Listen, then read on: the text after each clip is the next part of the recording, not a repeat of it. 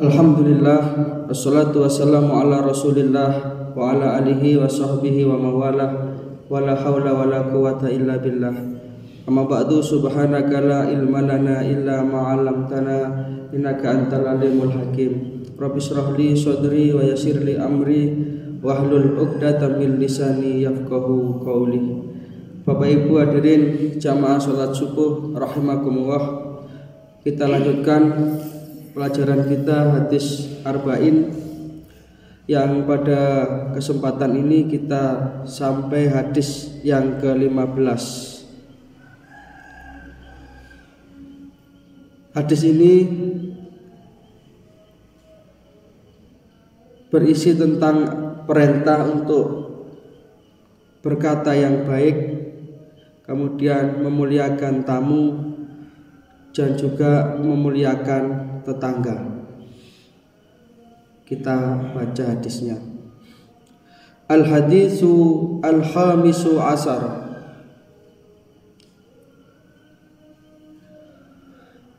An Abi Hurairah radhiyallahu ta'ala anhu anna Rasulullah sallallahu alaihi wasallam qala: Man kana yu'minu billahi wal yaumil akhir falyakul khairan aw liyasmut. Wa man kana yu'minu billahi wal yaumil akhir falyukrim jarahu. Wa man kana yu'minu billahi wal yaumil akhir falyukrim dhaifahu. Rawahul Bukhari wa Muslim.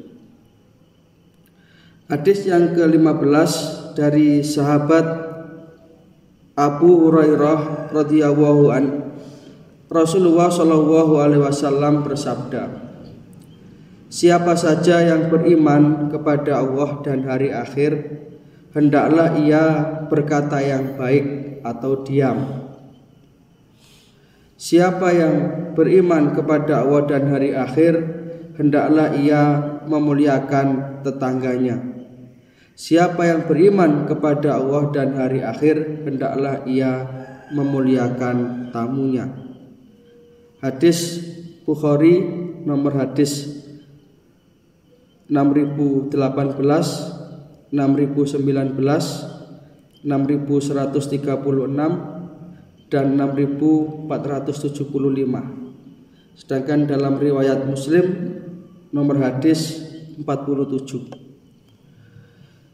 Nah, Bapak Ibu hadirin jamaah sholat subuh rahimakumullah, dari hadis ini ada beberapa poin penting yang bisa kita ambil pelajaran sesuai dengan terbatasnya waktu.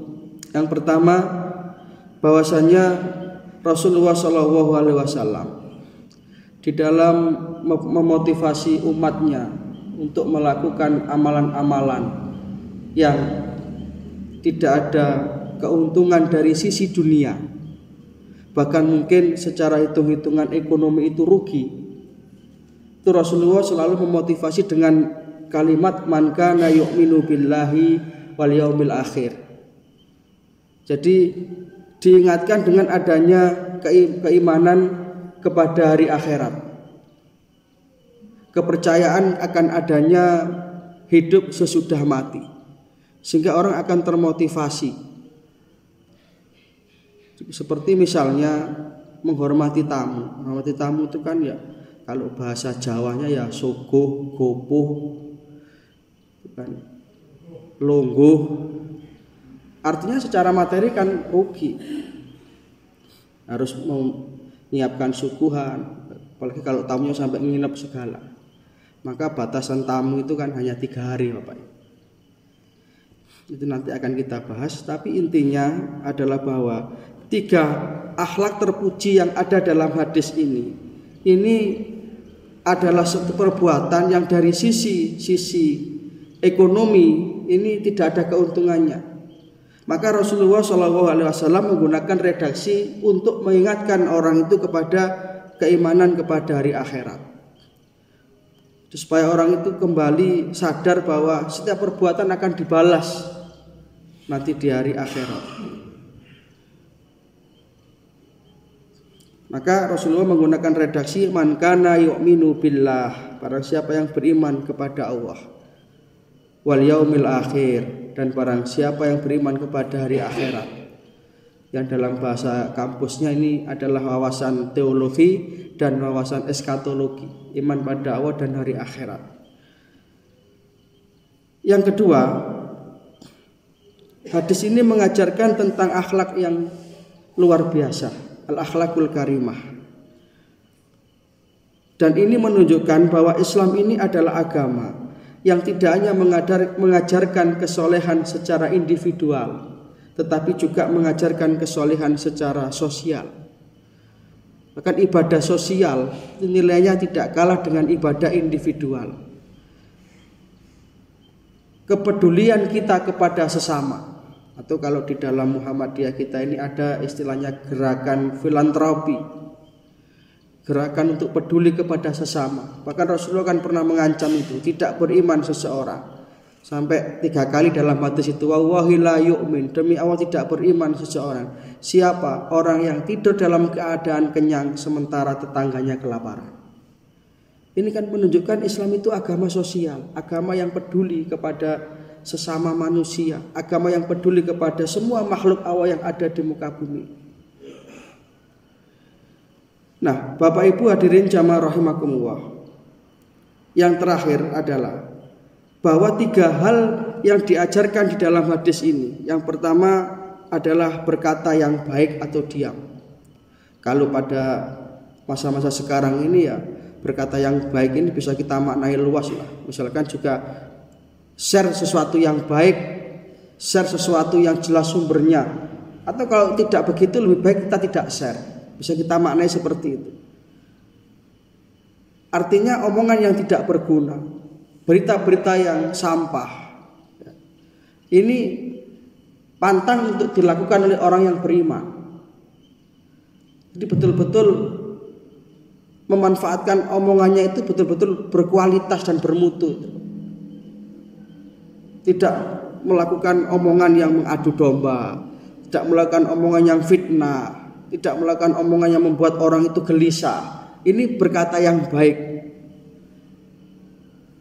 Kalau tidak bisa seperti itu, kalau tidak bisa berkata yang baik, auliyasmut, diam itu akan lebih baik, diam itu akan lebih selamat. Nah, dari yang pertama ini, akhlak yang pertama ini memberikan pelajaran kepada kita untuk menjaga lisan. Karena lisan ini akan menjadi sebab tersebarnya fitnah. Lisan ini akan menjadi sebab tersakitinya orang.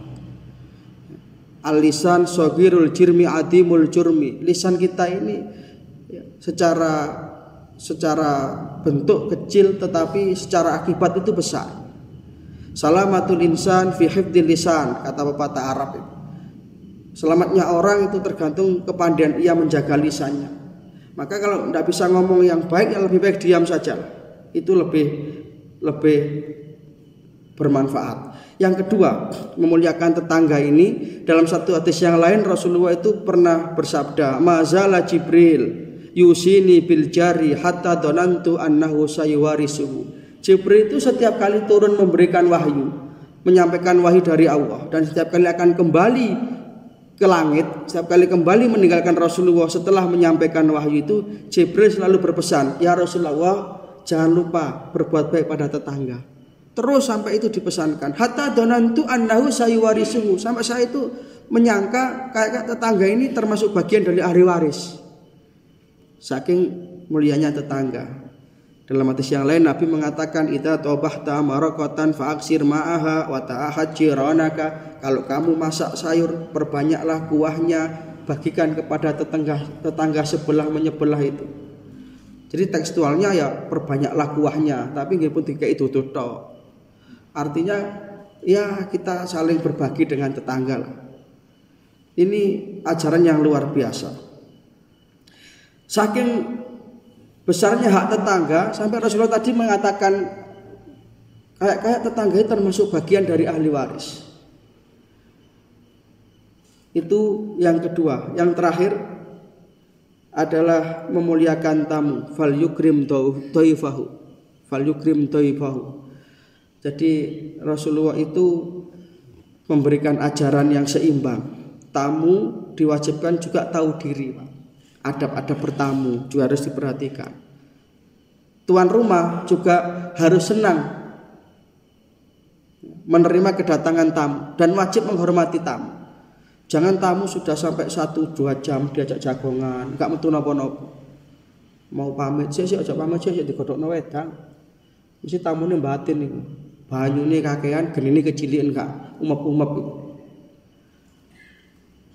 Pernah saya sampaikan itu. Nabi yang fenomenal dalam masalah tamu ini kan Nabi Ibrahim. Hal ataka hadisu dhaifa Ibrahim al-mukramin. Itu luar biasa sekali. Nabi Ibrahim ini satu di antara sebabnya beliau itu menjadi Khalilur Rahman, kekasih Allah. Itu beliau selalu mencari orang untuk diajak makan bersama di rumahnya. Senang kedatangan tamu. Senang kedatangan tamu. Dan tamu itu kan datang membawa berkah, pulang mengurangi dosa kita. Tapi juga tamu harus tahu diri, Pak. Jam-jamnya istirahat ya jangan bertamu. Nanti jam 9 malam, 10 malam bertamu. Lapo kok bengi-bengi kalapo-lapo saya kangen tok ya. Waktunya orang istirahat. Inilah ajaran Islam. Maka dari 3 akhlak mulia ini merupakan bukti bahwa kita adalah orang yang beriman kepada Allah dan hari akhir. Dan Islam adalah agama yang mengajarkan kasih sayang kepada tetangga kita, kepada saudara-saudara kita, sehingga dengan kasih sayang itulah nanti kita akan bersama-sama dengan saudara kita di surganya Allah Subhanahu wa taala. Dalam satu hadis sebagai penutup saya baca sebuah hadis yang luar biasa. Rasulullah Shallallahu alaihi wasallam bersabda, "La tu'minu, la tadkhulul jannata hatta tu'minu." Kamu tidak akan masuk surga selain kamu itu bisa menjadi orang yang beriman kepada Allah Subhanahu wa taala. Wala tu'minu, dan kamu belum dikatakan sebagai orang yang beriman hatta tahabbu, sampai kamu menjadi orang yang saling cinta mencintai di antara kamu. Awala adullukum ala syai'in aw ala amrin, maukah engkau aku tunjukkan pada satu amalan atau satu perbuatan yang apabila ini engkau lakukan tahabbtum, akan menjadikan atau menumbuhkan kasih sayang di antara kamu. Sahabat itu menjawab, mau ya Rasulullah. Kemudian Nabi menjawab, afsus salam bainakum, tebarkanlah salam di antara kamu. Maka dengan ini insya Allah kita akan mendapatkan curahan rahmat dari Allah Subhanahu wa taala. Demikian Bapak Ibu apa yang bisa kita bahas pada kesempatan ini sesuai dengan keterbatasan yang saya ketahui. Mudah-mudahan bisa menjadi satu keterangan yang bermanfaat. Kalau ada yang benar semua dari Allah Subhanahu wa taala dan mudah-mudahan menjadi hidayah. Kalau ada yang salah mudah-mudahan diampuni oleh Allah Subhanahu wa taala. Kita tutup dengan doa kafaratul majelis. Subhanaka Allahumma wa bihamdika asyhadu an la ilaha illa anta astaghfiruka wa atubu ilaik. Terima kasih, mohon maaf. Assalamualaikum warahmatullahi wabarakatuh.